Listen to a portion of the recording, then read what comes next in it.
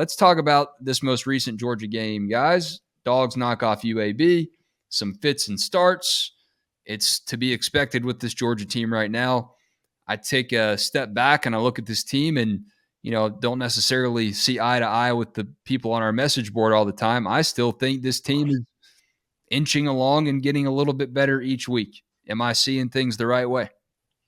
I believe so. And Rusty, here's what I've seen, man. I've seen this team get better within games. And I'm not saying like they've gotten better like on a permanent long-term basis within games, but I've seen them get themselves right during a game.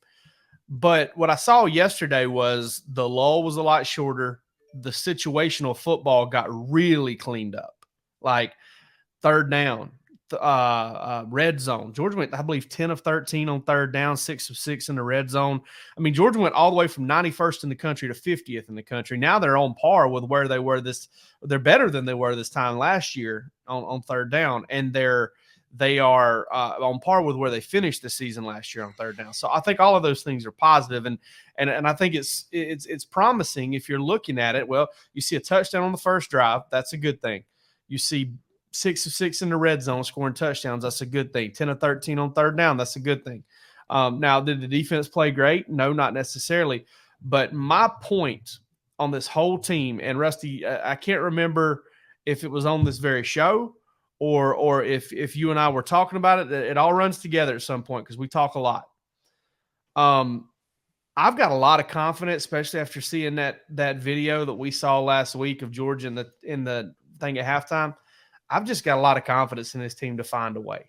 I don't think it's as dominant or as crisp or as fast or as, just bully ball team like it was last year on both sides of the ball. I don't think it's that team. But I just got a lot of confidence in this team to find a way when it happens. Until they don't, I'm going to believe in that.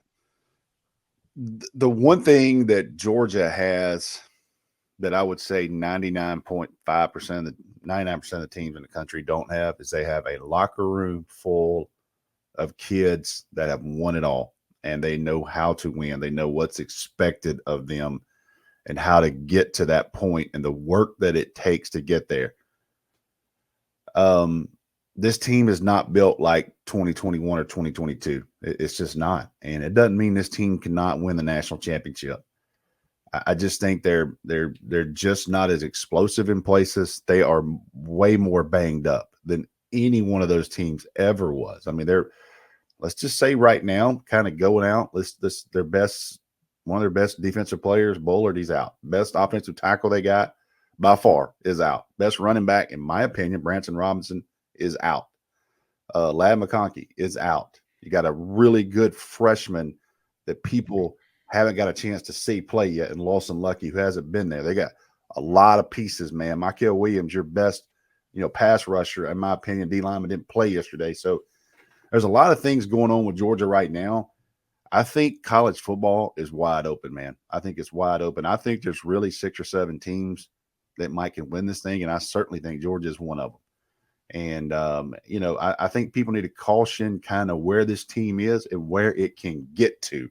Because like both of y'all just mentioned, I think this team keeps taking steps forward. Is it perfect? No.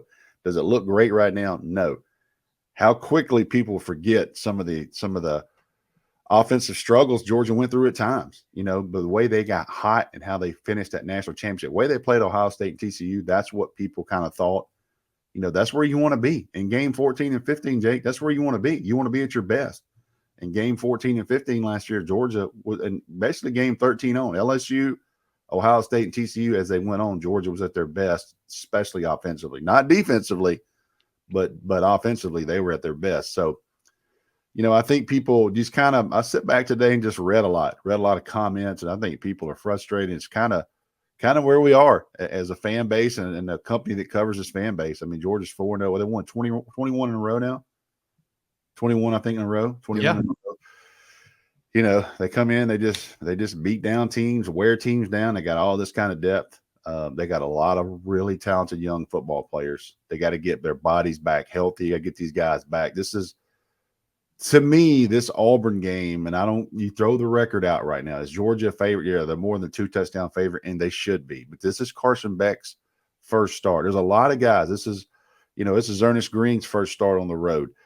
This will be Dalen Everett's first start on the road. I mean, in a big time SEC environment. So got a lot of young players making their first starts on the road. So you kind of see what this is the next step, is handling road games. Crazy to sound, Georgia only has 3 more home games left in this season, which is nuts. So they're going to be on the road a lot, going to be at neutral sites a lot, and Georgia fans hope they're going to be in Atlanta and some places on. So kind of my getting off on a tangent, sorry, but just want to kind of touch base on where I think Georgia is right now and where I think Georgia can go, because you can pick apart everything about Georgia right now, but I see them taking steps each week in some areas that's important, and I think Carson Beck had a really good game last night. That ball he threw, unless you were there in person, Jake, I think Jake you said was 70.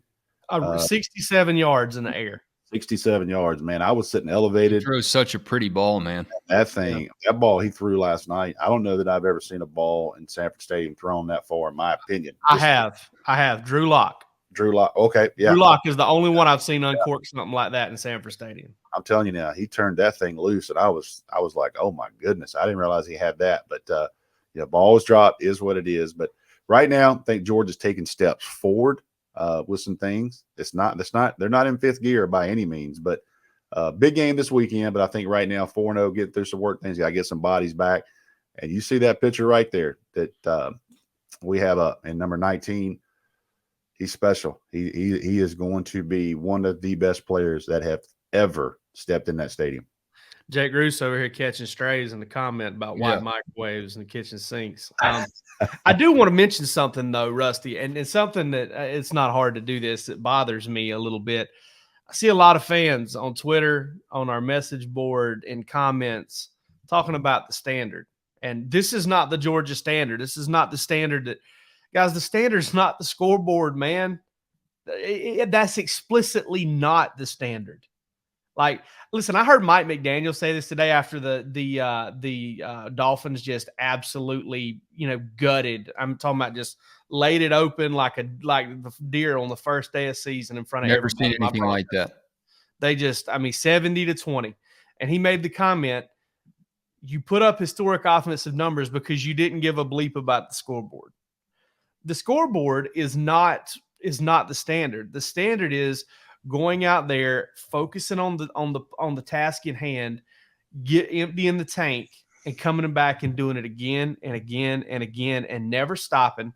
The standard is to get better as the game goes along, to outlast the opponent. That's just the way it is.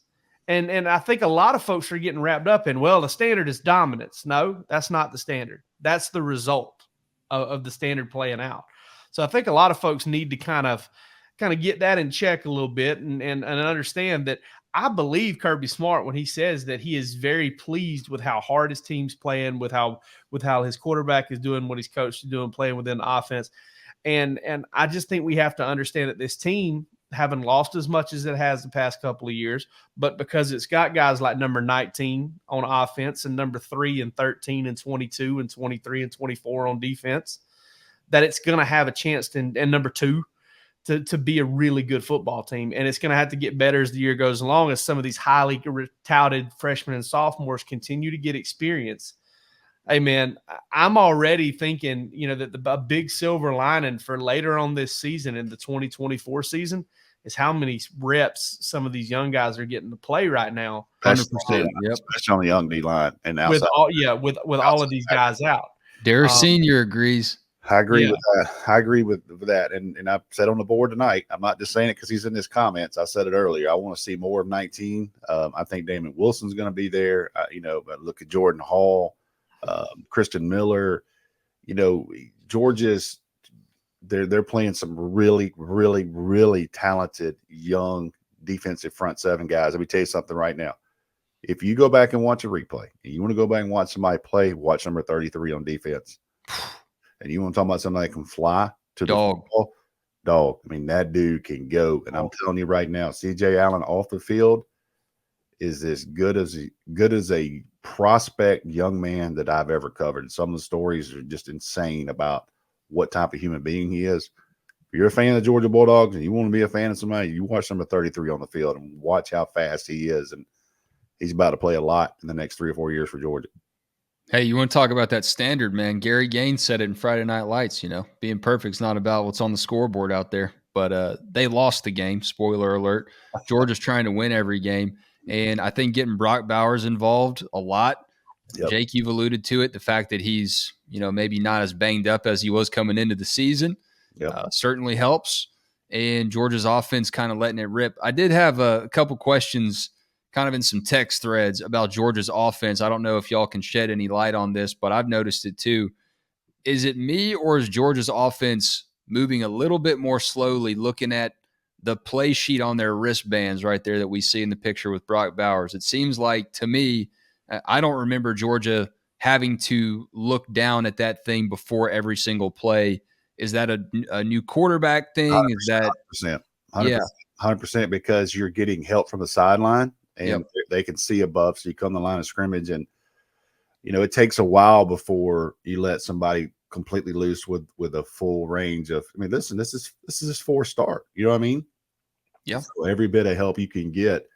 If you see that screenplay last night too, basically the comeback touchdown to Bowers, you look at that play and pretty sure that was changed from the sideline for formation wise. So you look at those things and you can help a young, and the only reason I know this, spending so many times on sideline, Jake does this coaching as well, spending on the sideline during high school, and you see those changes from the sideline, and it's quick because everybody he doesn't have to communicate it. Everybody just looks at their wristbands. You got to play and go. So that's certainly attributed a lot to a young, kind of a young, experienced quarterback.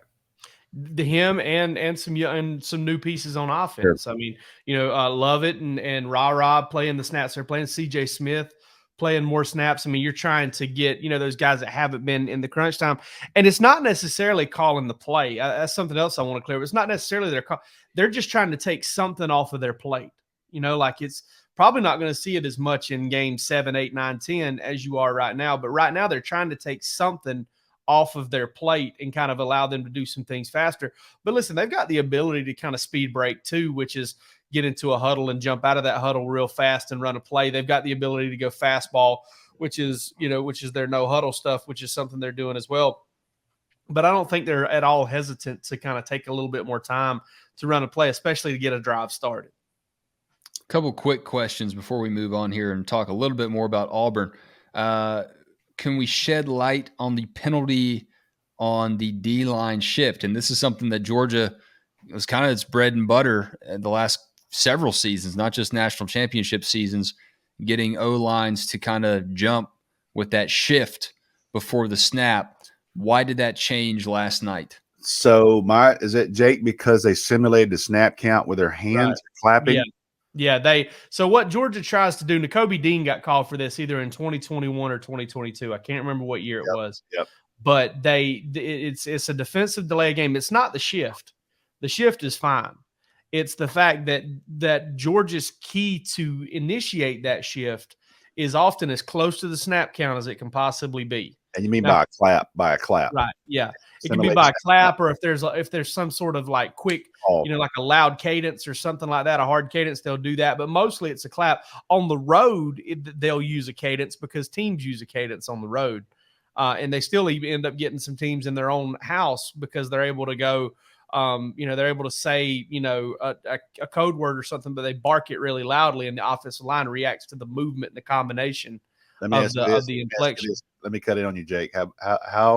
How much did Eddie Gordon and that staff in pregame talk to those referees and go, listen, this is what they're going to do, and this is illegal.